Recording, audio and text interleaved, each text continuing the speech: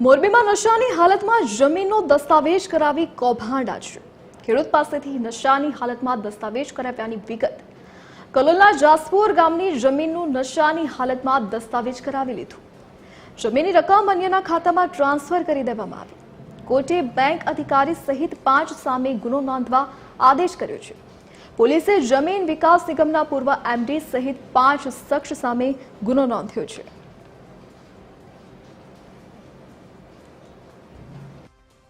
જે જગ્યા ગાંધીનગર જિલ્લાના કલોલ તાલુકાના જાસપુર રેવન્યુ સર્વે નંબર 252 અને 261 મુજબની જે જગ્યા છે તે જગ્યામાં બે વ્યક્તિઓ એટલે કનૈયાલાલ સુંદરજી દેત્રોજા અને વિશ્વાસ કનૈયાલાલ દેત્રોજા આ બંને વ્યક્તિઓએ ખોટી સમજ પાડીને એના ધ્યાન બહાર ખોટો દસ્તાવેજ ઊભો કરી લીધેલો હતો।